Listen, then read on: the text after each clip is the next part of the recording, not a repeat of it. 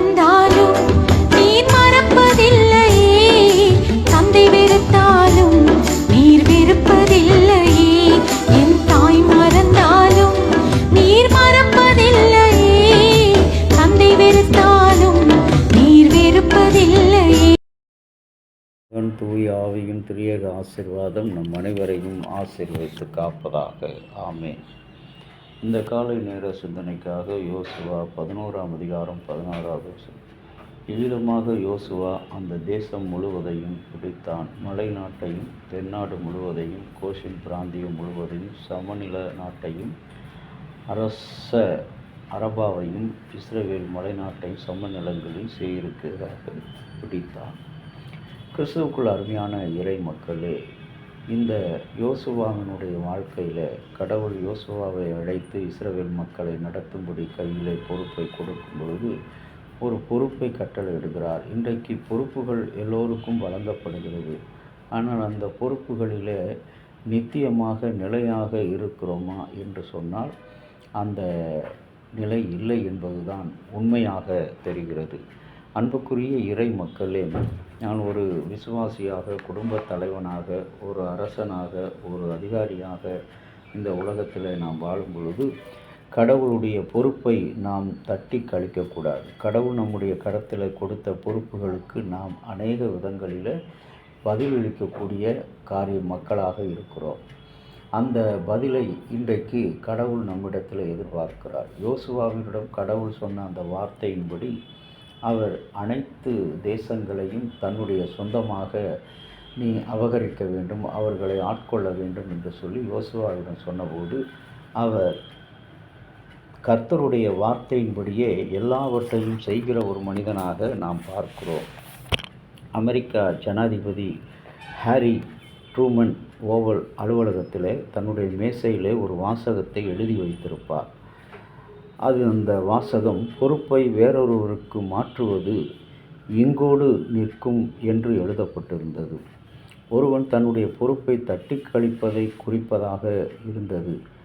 அரசு நிறுவனங்களும் சரி, தன்னுடைய முடிவுகளை எடுக்கவும் அதற்கான பொறுப்புகளை ஏற்கவும் தவற விடுகிறது.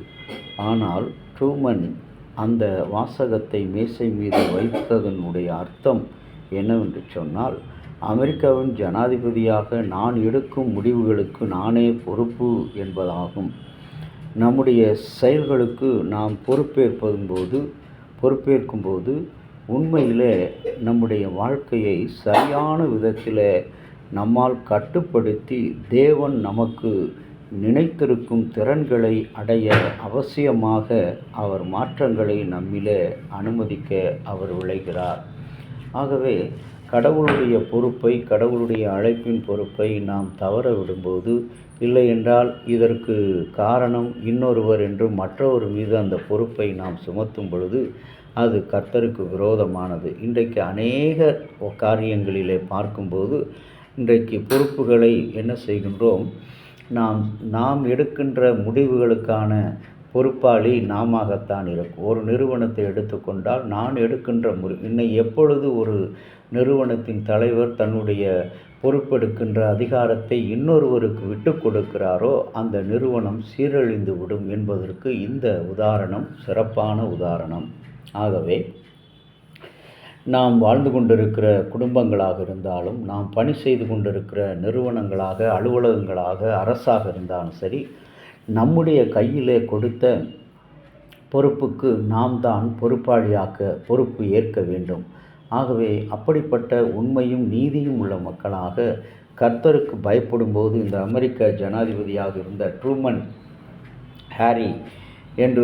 ஹாரி ட்ரூமன் ஓவல் என்று சொல்லக்கூடிய அந்த ஜனாதிபதியினுடைய வாசகம் அவர் டேபிளில் இங்கோடு முடிந்துவிடும். அரசாக தான் எடுக்கின்ற முடிவுகளுக்கு தான் பொறுப்பு. இன்றைக்கு அநேக நேரங்களில் ஒரு குழு இருக்கிறது, ஒரு நிர்வாக கமிட்டி இருக்கிறது. அதில் 5 நபர்களும் இருந்தாலும் 6 நபர்கள் இருந்தாலும் அவர்களில் 6 பேரும் அந்த தலைமை எடுக்கின்ற பொறுப்புக்கு பொறுப்பாளியாக இருக்கிறார்கள்.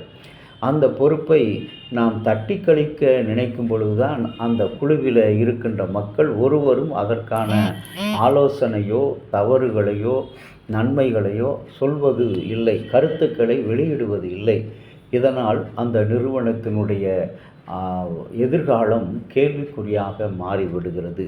அன்பு இறை மக்களே, கர்த்தர் நம்மிடத்தில் கொடுத்த பொறுப்புகளுக்கு நாம் பொறுப்பாளி என்பதை இந்த நாளிலே உணர்ந்து செயல்படுவோம். கர்த்தர் நம் அனைவரையும் ஆசீர்வதிப்பாராக. ஜெபிக்கலாம். அன்பு நிறைந்த இயேசப்பா, இந்த புதிய நாளின் காலை நேரத்தில் எங்களுக்கு கொடுத்திருக்கிற புதிய பொறுப்புகளை நாங்கள் மேற்கொள்ளும்போது ஆண்டவருடைய அளவற்ற அருளையும் அவருடைய அபிஷேகத்தையும் ஆற்றலையும் நாங்கள் எண்ணி பார்த்து அந்த நீர் கொடுத்த பொறுப்புகளுக்கு நாங்கள் அதிகாரிகள், பொறுப்பானவர்கள் என்பதை நாங்கள் உணர்ந்து செயல்பட எங்களுக்கு அருள்தாரும். எங்களுடைய திருச்சபையில் இருக்கின்ற பேராயர், ஆலோசனை சங்க செயலர் அவர்கள் எடுக்கின்ற முடிவுகளுக்கு தடையாக எந்த செயலும் எந்த தீங்கும் வராதபடி நாம் எடுக்கின்ற முடிவு சரியானது தானா, மக்களை வழிநடத்தக்கூடியதா, மக்களை வாழ்வளிக்கக்கூடியதா என்பதை உணர்ந்து அவர்கள் முடிவுகளை எடுக்கவும் அந்த முடிவுகளை செயல்படுத்தக்கூடிய ஆற்றலாக அனைத்து மக்களும் செயல்பட உதவி செய்திடணும்.